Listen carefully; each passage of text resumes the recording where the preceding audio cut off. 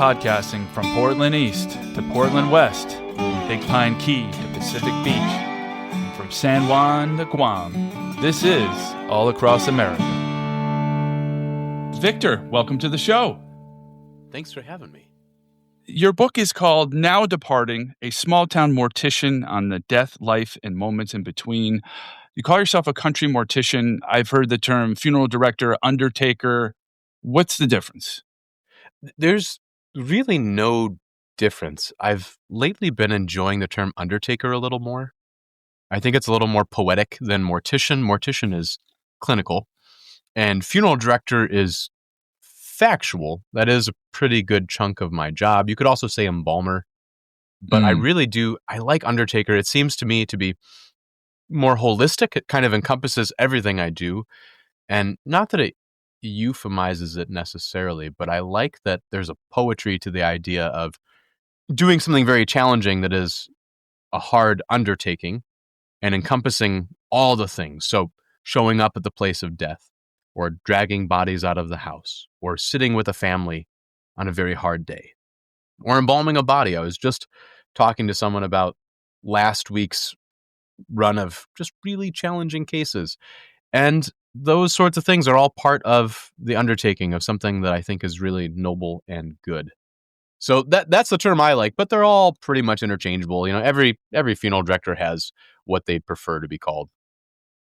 You know, you talk about the use of the word euphemism, and I always took a little umbrage to the term loved ones, but you talk about it very eloquently in your book, and it seems to be the most apt description. I think so. So it's funny you say you took umbrage to that term, because there's a famous book, at least in mortuary circles, called The Loved One by Evelyn Waugh, who is a very funny writer. He's kind of a satirist at times, curmudgeon. But he writes about the loved ones in this really almost flippant way that we use it to kind of hide the truth that there's a dead body there. Even Jessica Mitford would do the same. She's one of those funeral reformers from the 60s. But I do think loved one is very nice, because that is, I think, the fundamental truth around those that die. The reason that we remember them, the reason that we have funerals in the first place. I mean, hey, the reason I have a job is because they are loved. So you had initially said that you wanted to be a priest. You're not a priest. If you're Catholic, if you were raised in a different religion, would you still be a priest? Okay. Good question. So the question you're probably getting at is, if you could be a pastor and marry, would you do it? Yes. And I don't think so. At least as far as the Catholicism goes. So this is a fun little theological answer for you. So I don't know if you knew this. So there's doctrines, right? Teachings. And there's dogmas, which are things that must be believed in order to be a Catholic.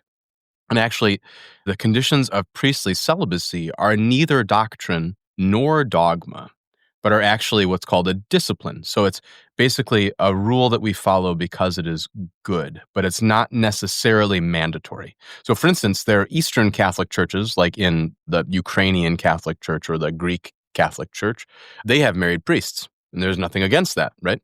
In the Roman Rite, the Latin Rite, or in the West, we have retained a celibate priesthood. And it's very interesting, because I think it does in some way play a role into how I do my job now, and I'll explain why.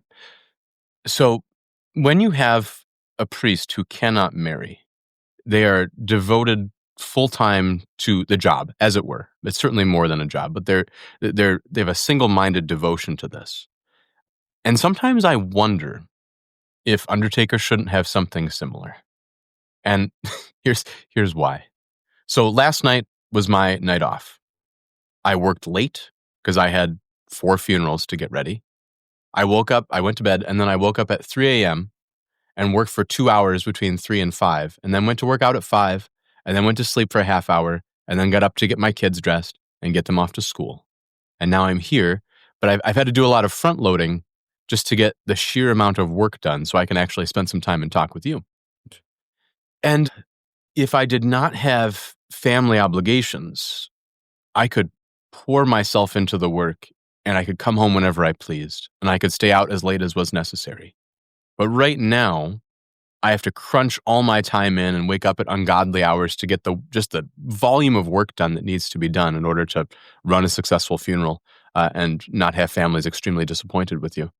And so I do sometimes wonder, and my wife is the greatest critic of this. So in the book, there's a chapter that I titled "The Mort Wife," after the idea of the trad wife. You've heard of these, Yes. but there's the Mort Wife, and it came from my editor. Her name is Pam, and as I'm writing the book, I'm a good chunk of the way through, and she calls me up and she says, "Victor, we need to hear from your wife, because she probably does half the work." And quite frankly, she does. She stays at home with my kids and backstops me when I am gone, God knows when, over dinner, overnight, and then, early morning like I was this morning. And so I started writing a chapter about my lovely wife, Paige. And I handed it over to Pam, and Pam goes, "No, have your wife look at it." so so I gave it to my wife, and she tore it apart. Because functionally, I have a whole chapter in my book about how awful it is to be married to an undertaker. Because it sucks. I'm gone on holidays. I'm gone on nights. I'm gone. I work over the weekend. I work just whenever it is necessary, and sometimes when it is not necessary, just to keep myself afloat. And she just has to learn to live with the fact that I may or may not be home, or I might be home and then called away. And so in some ways, I really envy the priests, the priest that I did not become. I envy him in some ways because he's not cleaved in two, trying to satisfy both the needs of all these other families and the families of his own. Because I often wonder, a man is made for only one family, and I'm in this strange position where I have to take on a whole new family, or as I have right now, 4 other families, and bounce between their houses essentially for a week until they don't need me any longer, until I pick up another family while still retaining my own Yeah. at home. So while I did not become a priest, and I would love that vocation, but the thing about vocation as opposed to a career is I do believe the vocation chooses you. And so I look back over my life, and I talk about it in the book, but I look back over my life and I realize how much of my own life experiences it put me on this path that I almost could not do anything else. Yeah. And you talk about your young sister who had passed away before you were born, and a childhood friend, and your best friend.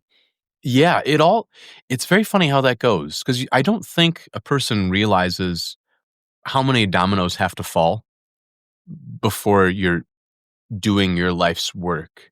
If you look at it the right way, I would say. But at the time I entered mortuary school thinking, "Oh yeah, this is what I'm going to do. This seems like a stable job. I think I'm going to like it." Kind of scratches some of the itches.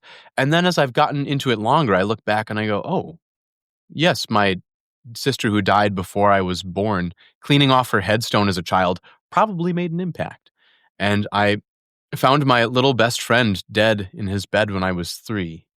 And that is my earliest memory. I've had some people on the web say, "That's crap. You can't remember." Trust me, I remember it. I think you And would, yes. and I had the strange pleasure, maybe strange pleasure of reconnecting with my dead little best friend Robbie, connecting with his mom for the first time in close to 30 years, and actually relaying these things that I thought I remembered. I wasn't sure if I remembered them or if they were just maybe something somebody told me that I put into my memory. You know how you do that as a kid. And it turns out that I was correct, and those are the terrible, disturbing things that I remember as a child. But as a kid, I didn't think about it. As a teenager, I didn't really think about it. And then as I slowly work my way into funeral service and I have to bury a couple children, I realized, wow, that was extremely formative. How could I not be put on this path? And here's the thing. It's not that I'm special. I'm not special at all. Okay? You have your own path and you're on your life's path. And I'm not saying it's strict determinism or something like that, but there's so many things that have to be in order before you are exactly where you're sitting today. And if you look back and reflect on it, you realize that the path is just so laid out for you, you'd be a fool not to follow it. And how lucky I am that I got to.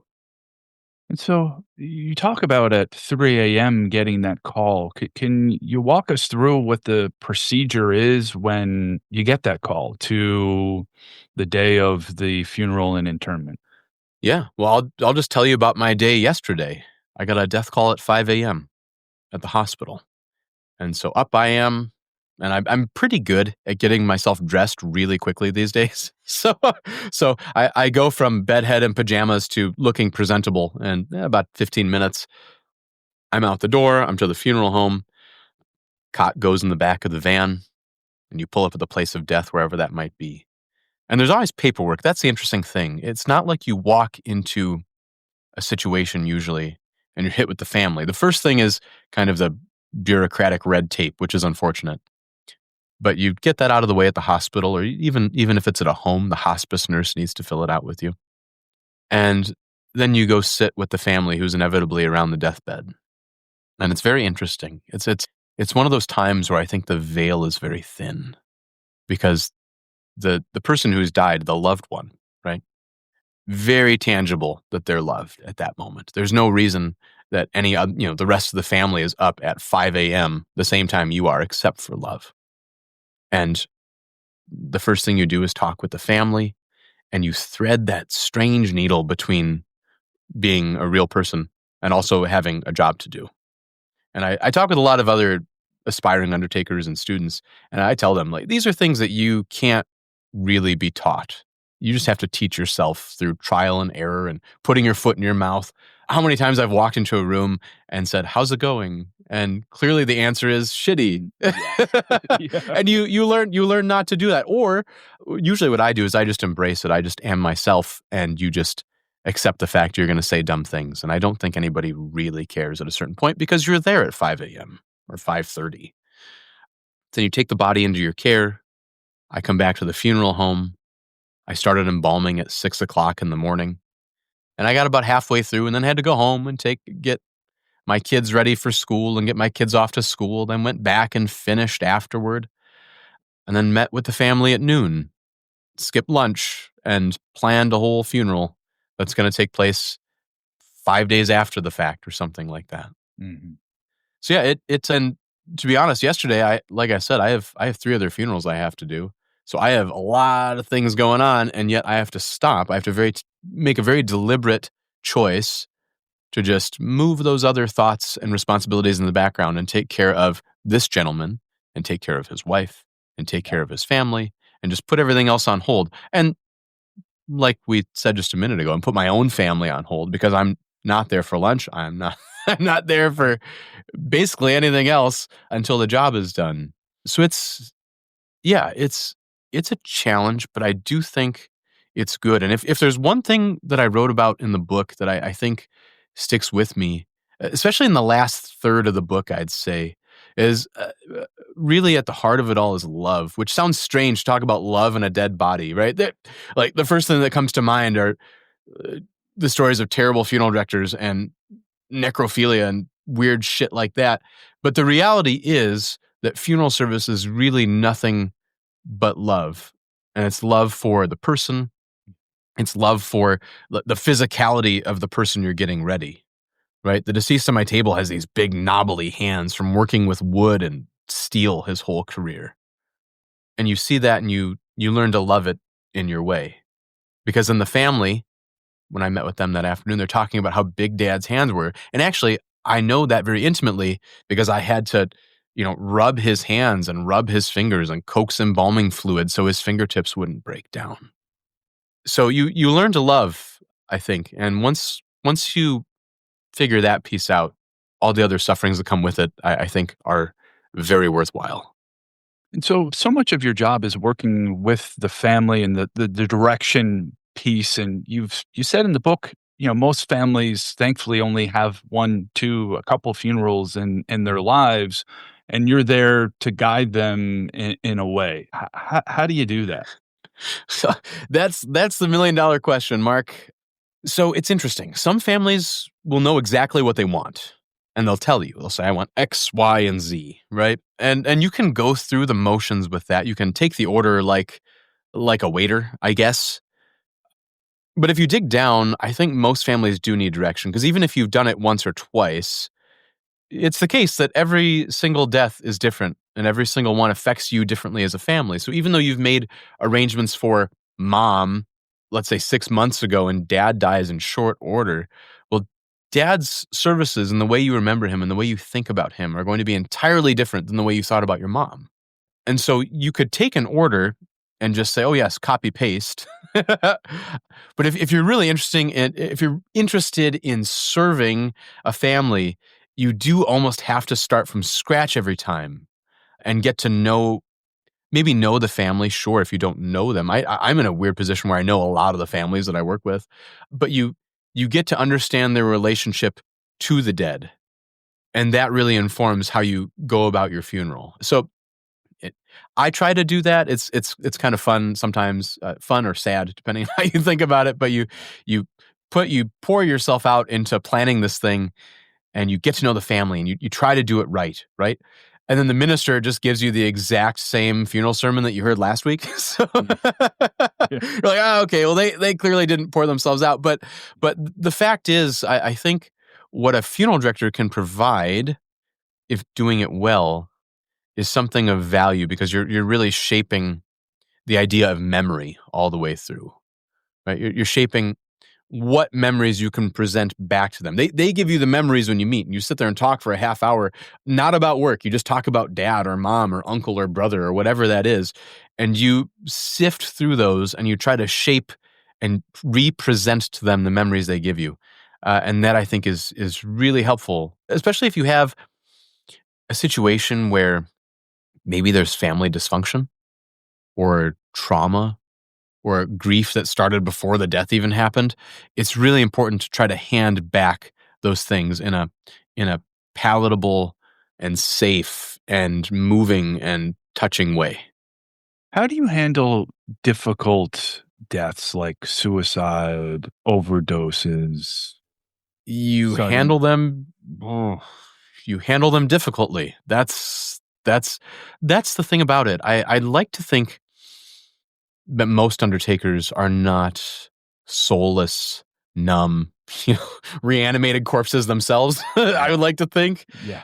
because really, on those hard days, it's just hard, and it's taxing. And I mean, to be the one to talk to a family when their son has killed himself, right, or died of an overdose, that's hard to talk about, but someone has to talk about it because there's a job to do. So to learn how to do that delicately and gracefully is really challenging, but it's good. I think it's really good to talk about these things. And in some ways, it's nice because I am close enough, having maybe handled the body of their, let's say, son. I'm very intimate into the situation, but I can also be removed enough because it's not my kid Yeah. in some ways. Of course. Does that make Yeah. sense? Of So course. like we're intimately related, and yet far enough removed where I can talk about this with enough detachment to A, get the job done, but even B, just get my point across at a time where everything is foggy and borderline pointless. Yeah. Could you manage the funeral of a family member, or is that too close? Well, I came very close. So in my book, I actually wrote at length, and I almost hated doing it. I wrote at length about my best friend Alex's suicide. And that was probably like just the worst weeks of my life. Hands down. Just the worst possible thing I've ever had to deal with. And while I didn't have to handle his body or run the mechanics of his funeral, I was pretty involved. I gave the eulogy. I was a casket bearer. I gave direction where it was needed and a lot of input along the way. Wrote the first draft of his obituary even. But I feel like that involvement is really good in some ways, because any family member who's intimately involved in planning a funeral will know that you're actually giving a gift. You're giving a gift to your dead loved one, right? In ancient times, right, we sent grave goods. We sent Vikings with their swords and Neolithic women with beads and pottery. And I think we do the same today anyway in a very physical, tangible way. But I think anyone who plans a funeral gives this strange gift back to their deceased loved one. And so I think I was really grateful to do that with my friend Alex. And it hurt. It hurt writing it. Every time I had to edit that chapter, I dreaded it. I narrated the audiobook of Now Departing. Oh, you did? And it was like opening that wound all over again, even just reading it out loud. And I think that comes through in the reading, but I wouldn't take it back. And here's the thing. My parents have recently moved within an hour and a half of where I live now. So they used to live on the other side of the country. Now they're a little closer to home.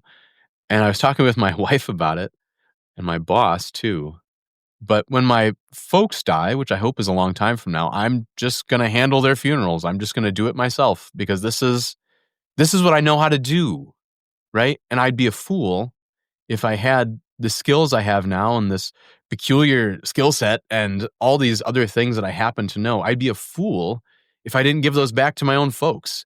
And will it be hard to embalm my mother and to drain the blood from her body and to puncture her organs with a trocar, right? Stab through the womb that I inhabited as a baby? Yeah. Yeah, it will be. But I don't know if there's a better gift I could give my folks than to do their funerals really well, if that's the thing that I know how to do. Yeah. Wow.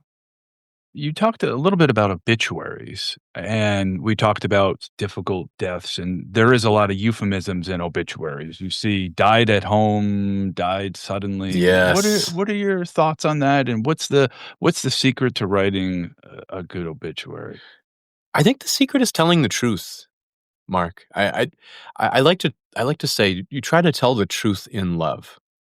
So, do I say that so and so died at home with only a t-shirt on and no pants in a pile of liquor bottles and porno mags? No, I don't say that.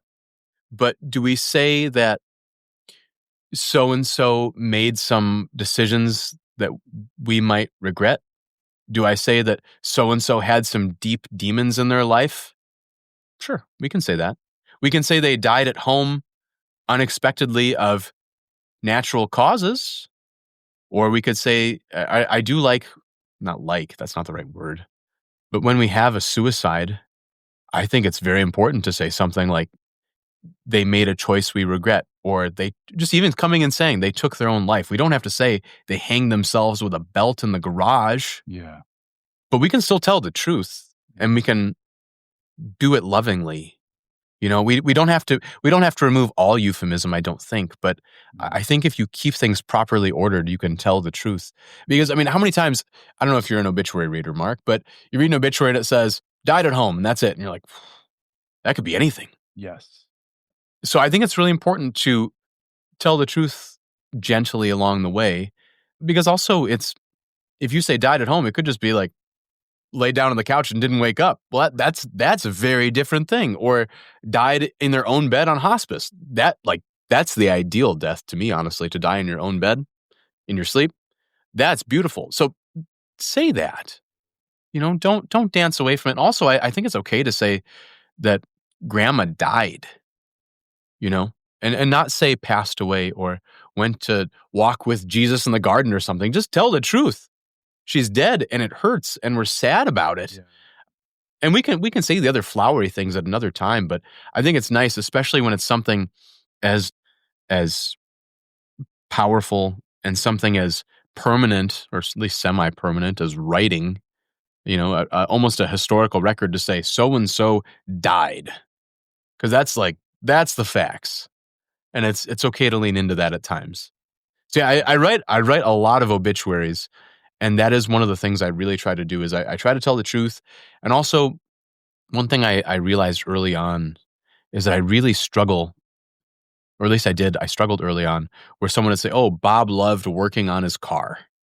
And then Bob loved his grandkids. And the problem is, if you say that enough, well, now the grandkids are equivalent with working on his car.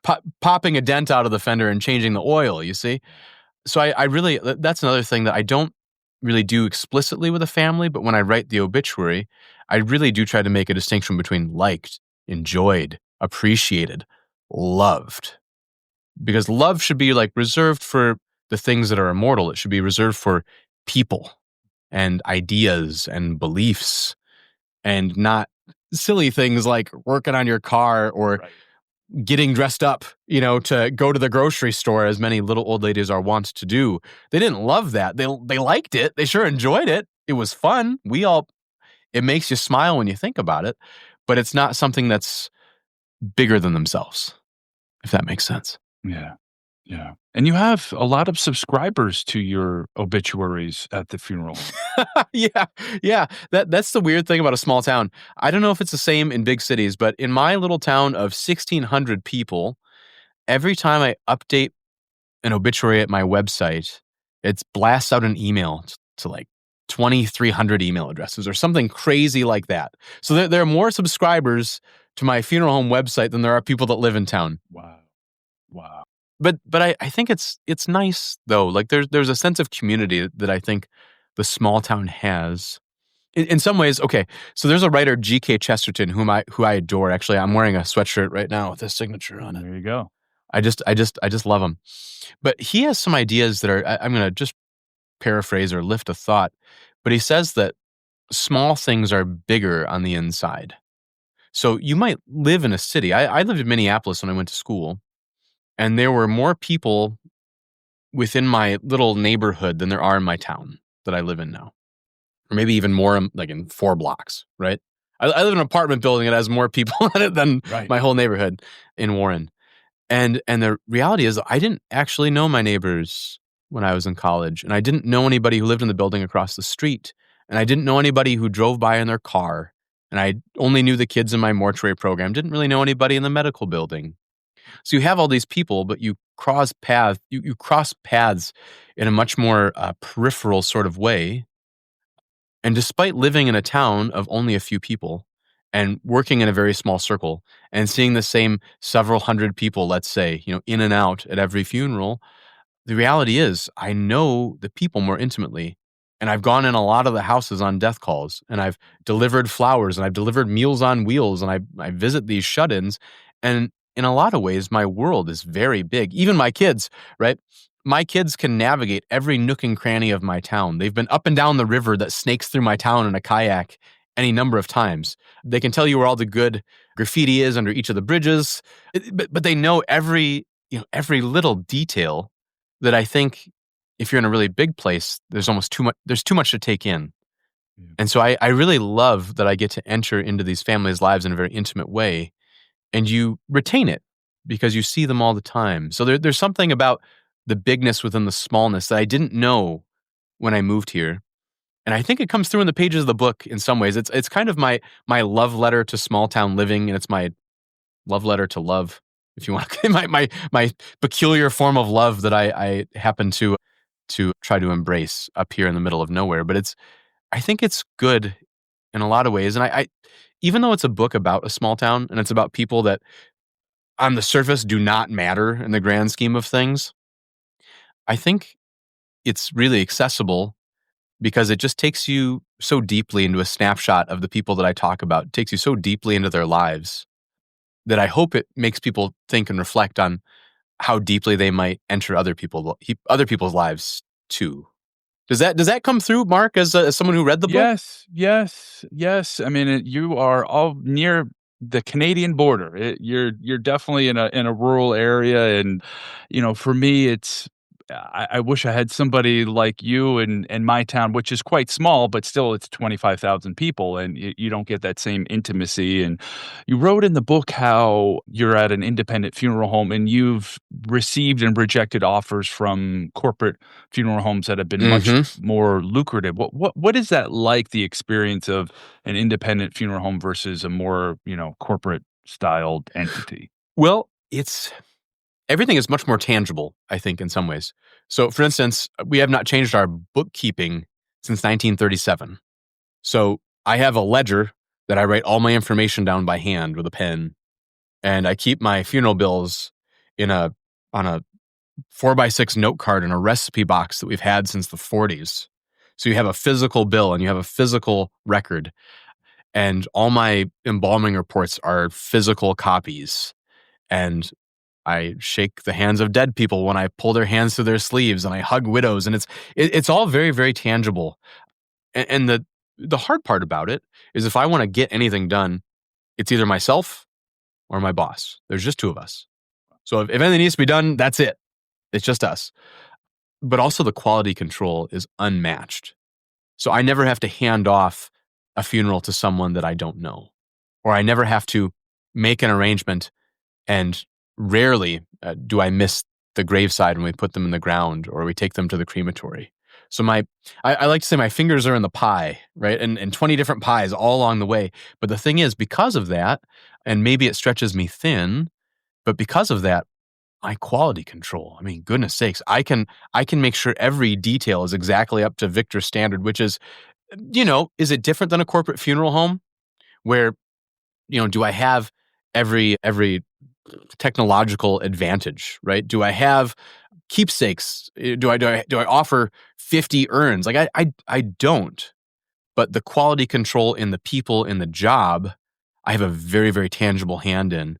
And that, I think, goes much further than having access to many more and cheaper caskets or more thumbprint jewelry available to grieving families. Like that sort of stuff does not matter, but my thumbprint on it does. Yeah. You want something done right, do it yourself. Yeah, and it kind of, Mark, it sucks. It sucks sometimes. It's like we said at the beginning, it's hard to be away from my family, and it's hard to always have it fall on my shoulders. Like my boss was gone yesterday, and I made funeral arrangements when I really did not have time to. So it stinks when it falls on you. But then again, I know that everything is up to my own weird level of of Victor perfection, which is imperfect at best, but at least I'm satisfied with it. And I like to think if I can be satisfied having been to thousands of funerals, then the families I work with can be satisfied going to the one that's really important to them. And can you talk about different religions? And you had to mention in the book about a direct burial. Yeah. What's that? Okay, so direct burial is actually an industry term. So the Federal Trade Commission in 1984 put out what they called a funeral rule. And so they dictate what we can call services and how services are priced and how they're packaged and how they're displayed.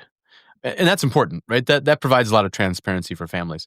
But then also you get these weird industry terms, things like direct burial or direct cremation, and they have to be priced in a certain way. And what does that mean? So a direct burial would be where we take the body from the place of death, we make very basic funeral arrangements, and then we bury the body in essentially the window that the state will allow, typically without embalming, in the most immediate way, stripped down, simplest way possible. Likewise, with something called direct cremation. If you go on funeral advocacy websites or pick a direct cremation body disposal service, and they'll tell you direct cremation is the basic necessary goods and services, cremation without any frills, with the remains returned to the family, or something like that. Mm. So those are very simple options. And really, the only reason those terms exist is because they have to be priced and structured a certain way. But I could provide that to a family however they wanted to ask for it. But yeah, so it's very strange that way. So you have, it's the forever trick of balancing what a family desires and what the deceased desires. Right? Not what I desire. That doesn't really matter. I'll do whatever a family wants me to do. But oftentimes you'll have a family member say something like, "Oh, just burn me up right away and scatter me in the field." Right? And then you have a wife who's maybe left behind, or some kids who are left behind, saying, "Well, I think we should do something different than what Dad said." So then how do you balance then someone who wants, let's say, direct cremation or direct burial with grandkids who are like needing something more? And so it's very tricky, and it's interesting because I really do try to balance those things. It's all about, the whole industry is about balance, because you have some of the hardliners who would say something like, "Well, just follow the deceased directives," which I think is very important. But then what about what a family might want, right? And so I think the thing I tell myself, there are three things I don't like to do in funeral service as a funeral director, is I don't like to worry. and I have practically a whole chapter about worrying in my book. Just this kind of detachment you have to try to give yourself from worrying about things. I don't like to rush, which is maybe why I get up at 3:00 in the morning to get book work done. I don't know, but it's not rushing. I don't like to worry. I don't like to rush.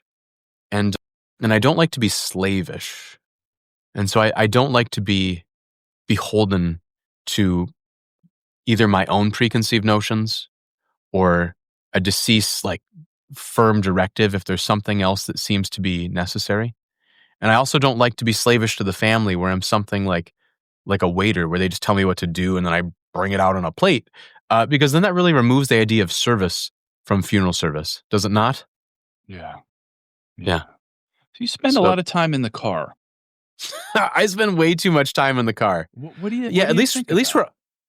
well, I listen to podcasts. I call my friends a lot. That's the kind of nice thing.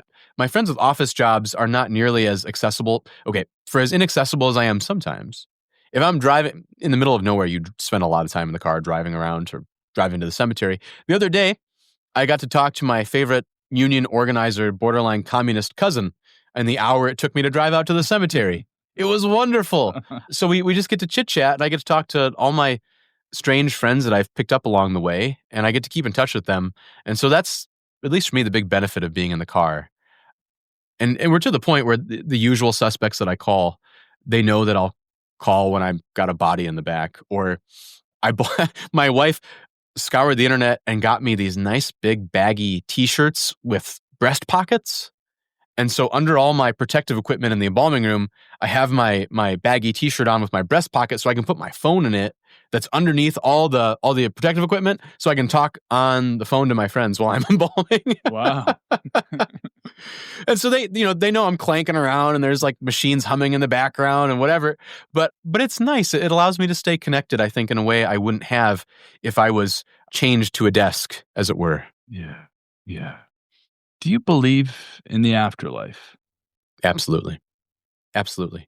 Do I don't generally, I mean, I know what I believe, but I don't generally like to broadcast that or plant my flag in the ground and force people to accept it.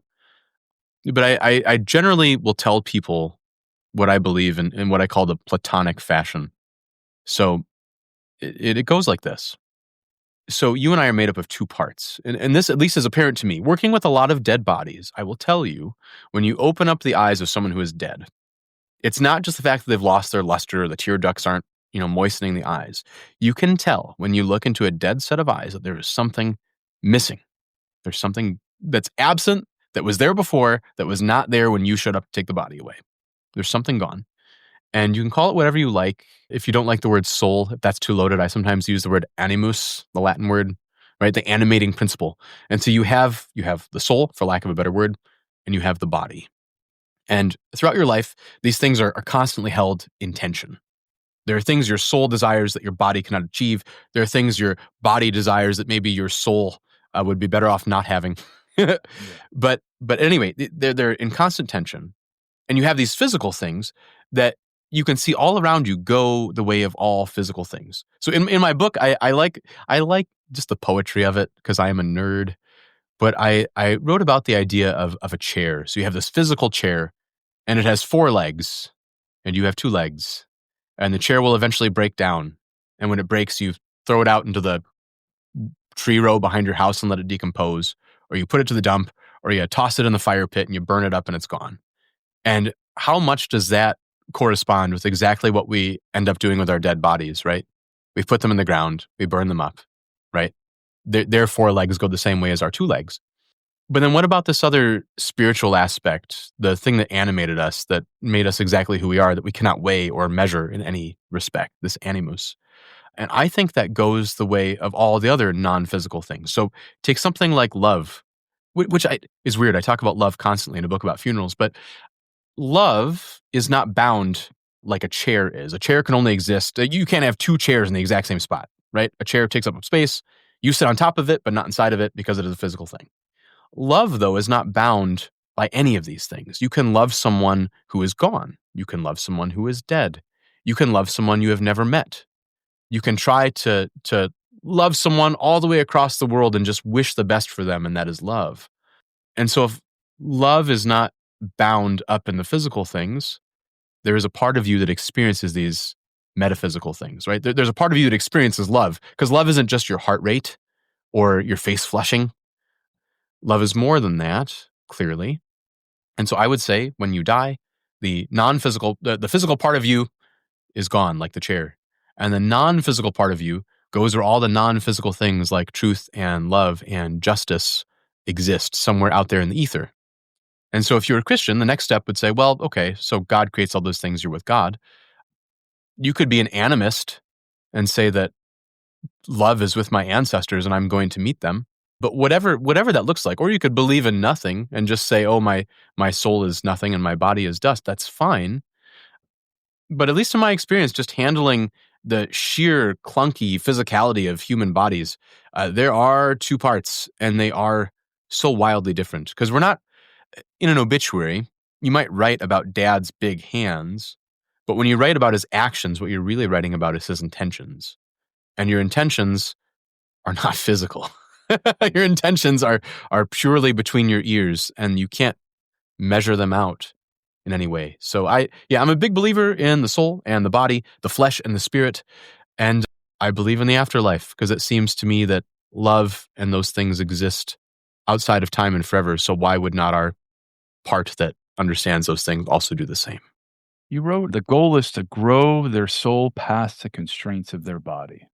Yes. Yes. Magnanimity. I always get that one wrong. Yes. Beautiful word. So magnanimous. Magna is large. Animus is soul. To be large souled. So is that not the goal of each of us? Is to learn to grow in love and justice and truth and appreciate beauty more so that our souls become larger than our bodies. Because our bodies are very small. And I'm 35. I'm honestly statistically just about halfway. I'm halfway dead. But the thing is, especially as you get older, I see 60-year-old men and 70-year-old men and 80 and 90 and 100-year-old people on my table. And then you see the picture from their wedding date or something. And you realize how much vigor they have lost. And it is a little bit harrowing because you think, oh, I am going to be a small, shriveled, small body on the table or in a box going to the crematory someday. But what if my soul was very large? And so I think that's a much greater goal. I mean, it's good. It's good to work out. I worked out this morning at 5 a.m. It's good to take care of your body. But I think our souls are so much more important. If they are the things that last, we ought to take care of them. Do you fear death? No, I don't. I don't know. I don't know if it's just sheer jadedness that I see it so much. I'm like, well, I'm going to be a dead body someday. But there is part of that. I mean, I think when you're around it so much and it becomes this very normal part of your existence, even my kids are little weirdos who talk about death all the time. Or just yesterday, my wife was talking to me. She said, what if you died an early death? Well, where would I have to go live if I was a widow with 4 kids? And we're just having this conversation over lunch as if it's nothing, because at a certain point, if it becomes enough of your existence, is it really an existential question? Or is it just this commonplace thing that you learn to handle and live with? So no, do I fear it? No. I have some life insurance, which would be good for my family. I try to go to confession every 2 weeks. And whether you believe in confession or not, I think the process of trying to keep your soul healthy and to reprioritize is extremely important. So doing that regularly is good. I look into the faces of the dead every week. And I try to comfort those that mourn, and just trying to see myself in the bodies on the table and see my family and the families I serve really does not give me any anxiety for my own death. And I'm sure you've thought because of this about your own epitaph, about your own obituary. How do you want to be remembered?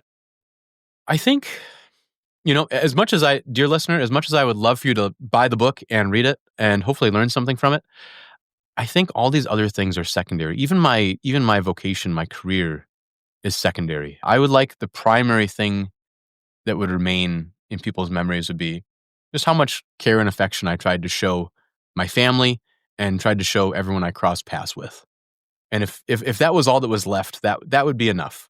And even then, I'm not optimistic that I will have a very long living memory, right? I write about it in the book that this is something I think about deeply all the time, is that people will remember me as a real person. People see me on the internet, but that's not real. That's not the real me. The real me is the one that wrestles with all these things. The book me is a little closer to the real me, but that's still not even perfectly real. But I think at best, I could be remembered by my grandchildren or maybe my great grandchildren. But after they go, I'm going to be just a name on a rock somewhere and a body in a box that is all but bones in the ground. And I think that's okay. I think that's perfectly fine. I just accept that. It's stoicism, or as I like to call it, happy nihilism. Don't worry, nothing's gonna be all right. But it's fine. It's all fine because we're all gonna do it together. That's the thing. It's not like I'm special. It's not like I'm gonna be the only one that ever dies. Guess what? You're gonna do it, and I'm gonna do it. Every listener is gonna do it. And we're all going to be in just wonderful company on this journey we take alone at our last breath. Yeah. We're all in the same boat, or as Chesterton says, we're all in the same boat and we're all seasick. But it won't be as bad as all that. We're going to do it together. So why should I feel privileged or afraid when it's just something that is the commonest thing that's ever happened to anybody ever? So learning to get over that's a big hump too. Yeah, I mean, it's a sense of humbleness. I remember having this conversation with my father about, who will be remembered 500 years from now that's living today. And, the Yeah. answer to that is very, very few people. Probably two or three folks that are Yeah. now living will be remembered 500 or 1,000 years. And it's like, don't take yourself so seriously. No, and even someone who's a giant, even Abraham Lincoln, right? Taylor Swift. I don't know. So someone who's a giant, right? Even after, let's say we listen to Taylor Swift's music for the next 1,000 years, okay? The people that actually knew her are gone. You can learn something about her through her music, but to know her is impossible. So even to have, even if my book sat on a dusty shelf and was recovered by some desert monk 3,000 years in the future, okay, and they formed a religion based on now departing, which would be delightful. I should write a science fiction story about it. But even if someone did that, they don't know me. I'm just words on a page. I'm a face on a screen, and the real me is something much different. You know? On the lighter side, you had a very interesting request, a crazy request that you write about, and you write how Yes. most people think all of their requests are kinda crazy, but this one was I would use the term awesome more than crazy. It was. Yeah. Well, it was awe-inspiring in some ways. So, I had a gentleman pass away, and Johnny was his name, and his family got together with me for arrangements. And Johnny was like this quiet, beautiful little bookworm. And his siblings got together with me and they said, he always used to joke about being made into a firework. Could you do that? And you're thinking about a small town. I knew a kid that I went to high school with in a different town. His dad owned one of those fireworks shops that pop up during the summer. So I called him and floated this by him with this crazy idea. Can we make cremated remains into a firework? And he goes, I don't know. Talk to this guy named Troy. And so I called Troy, and Troy was this backwater redneck who built his own fireworks. And I took a portion of cremated remains and handed it off in a deserted parking lot to this guy who opens up his trunk full of like homemade firework designs, and I got Did to he pick. have all his fingers? Yeah, he did. Yeah, that was disappointing. If he was really good, he wouldn't have had his fingers. But no, so he opens up his trunk. It looks like a drug deal, and he's got all these different firework models. Basically, it has been driving around with, which I don't think is wise. And I picked the most outlandish one. The family just asked if I could do this. So this is where you get to be creative and fun. So I picked the most outlandish Wile E. Coyote red coned, rocket, chasing the roadrunner that I could find. And then the guy who owned the fireworks company gave me a bunch of the previous year's fireworks for like pennies on the dollar. So I got to go deliver van load full of fireworks and this glorious 5-pound rocket. And the family had a big meal and a fireworks show at the end. and it was just bizarre. So there are all sorts of things you can do. Yeah. But here's the thing: if I were just an order taker, I'd be like, well, no, can't do that. Never done it before.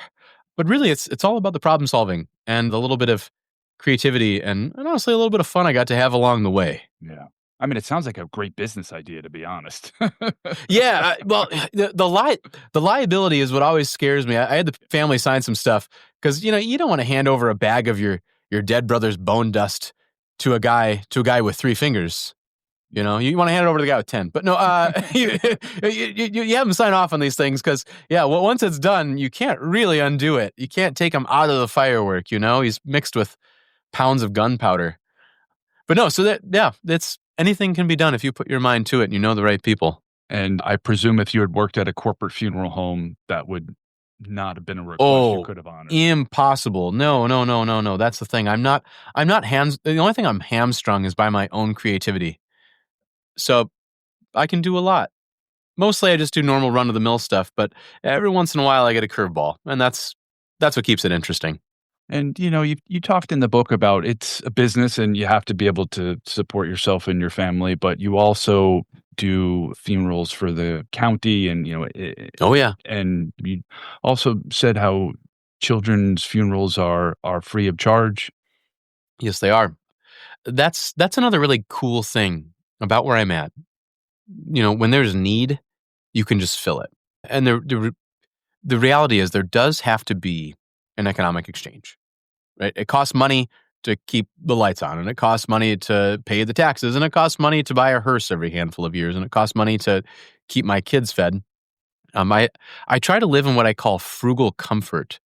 Pope Leo the 13th, not the 14th, not the new one, the Leo the 13th, in 1891 coined the idea of frugal comfort. So I should have some comforts, but I should have to scrape a little bit to make it happen. So I don't ask my boss for a raise. I just trust that he'll give me what I need. And he likewise takes what he needs, but not substantially more, I don't think.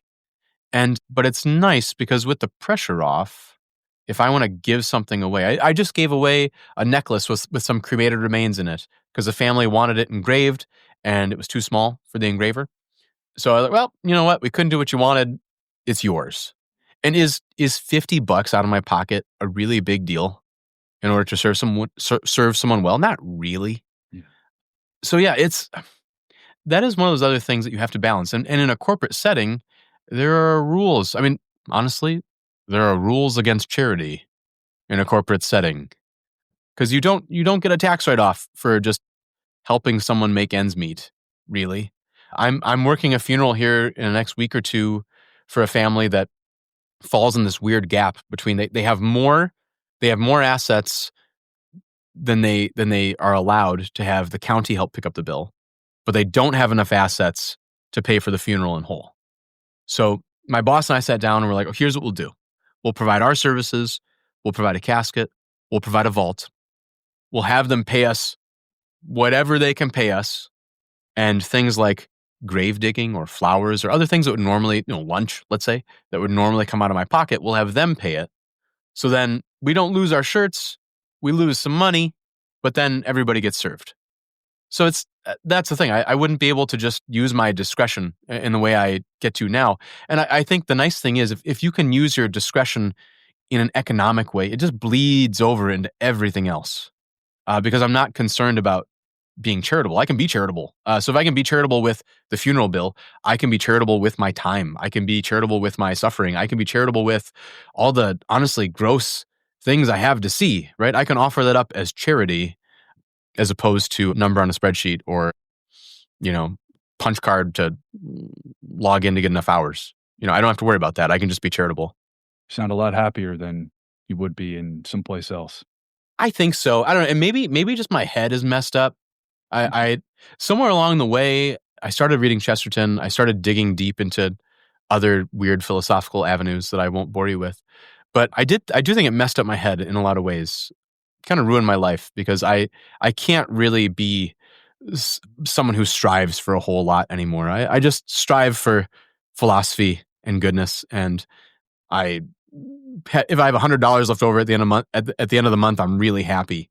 And my wife, shakes her head and asks why I don't make more money. But I'm happy and I'm present, and I'd like to think I'm doing something good. So I hope it comes through in the book. It certainly Doggone it. does. I don't know. It's a strange thing. And then I have this book deal with Simon and Schuster, who's one of the big 5 publishers in the country, and they want some nobody like me to write about people that nobody should care about in a strange poetic way. And I just hope it comes across and was worth doing. It was like having a part-time job for a couple of years. So I tried to not leave anything on the table. I had people ask, "Oh, do you have things stored up for another book?" And I do not. I just poured out everything that was in my head. And I probably lost a couple hundred pages on the cutting room floor along the way. But I tried to just pour myself into it like everything else. And what you see is what you get. I mean, as you said in the beginning of the conversation, wealth is something you can't take with you to the next phase, to the afterlife when you're dead. No, it's very uninteresting to that effect. I was just watching Christmas. I watch It's a Wonderful Life every year, and I cry. There are like 5 points where I just weep during the movie, either out of joy or sadness. And there's George Bailey's dad, Peter Bailey, has this cross-stitched thing that's in his office, right? You only take with you that which you give away. And I've thought my wife she embroiders, but she doesn't cross stitch. But I've often thought maybe I'll put in a request and have her cross stitch that for me, and I can put it on my wall, look at it every day. Yeah. Not that I don't already have it in my heart, but it'd be nice. It'd be nice to just have that constant reminder, in addition to the 100 other constant reminders of my mortality. Any advice for people interested in the profession? If someone was interested in going into it, the stock piece of advice I give is the same advice I got, which is go find a job in a funeral home yesterday. Like if you're interested in it, find a way to get your foot in the door and just go sit in the environment a little bit. Because I think the trappings of funerals are cool, right? You get to wear a black suit, you drive a long car, you have a shiny casket in the back. You get to stand at the graveside like I do in a long black coat and a gray hat with a feather in it. It's pretty cool, right? You look pretty awesome. But the realities of the day-to-day are pretty taxing physically, pretty taxing sleep-wise, hard to be around grief all the time. So you have to learn how to do it. So I would say if you're thinking about it, before you get into school or do anything else, you should buy my book. I'll shamelessly promote it. No, truly though, you should. You're right. But just dig deep into the philosophy of why the hell do you do this to yourself? So think about that first and foremost, but then go put yourself in the environment and see if you like it. I had classmates who got all the way done with school and they got to the funeral home and they said, "Ooh, this sucks. I don't want to do this." And they quit. So go get into it right away. And guess what? If you don't like it, you lose nothing. Yeah. And if you like it, you'll learn everything you need to know along the way just by putting yourself in that position and choosing it every single day. Yeah. Any final thoughts? No, I guess just that of gratitude. I'm really glad you invited me on to chat about my book. It's funny. People want to pick my brain about what I think about this or that, or answer questions off the internet, or talk about dead bodies on Twitter, right? But it's really nice to talk about this thing that I've created with my hands, and I feel very fondly of. So thank you for just talking about my book, Now Departing. And I guess if someone's listening to this, and how about this? If someone's listening to this and they want to buy my book and they say, "Hey, I'd like a signed copy," I am just a small-town undertaker. So shoot me an email or find me on Instagram or something, and I will mail you a book plate with my signature on it that you can have, and I'll write you a little letter because I still do everything manually. So there you go. There it is. Well, that's the title of the book is Now Departing, a Small-Town Mortician on Death, Life, and the Moments in Between. Victor, it's been a pleasure. Mark, I am so grateful that you had me on, and thank you for letting me pontificate at you for an hour.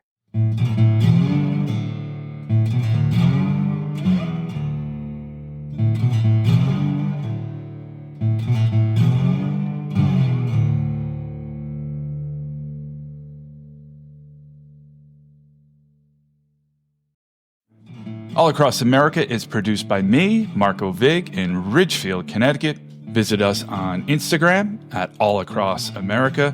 Check out our website, allacrossamerica.com. There's an interactive map with all our episodes, and there's a Contact Us page where you can send your reactions, guest ideas, and suggestions. So get in touch, stay connected. To me, that's what podcasting is all about. Thanks for listening.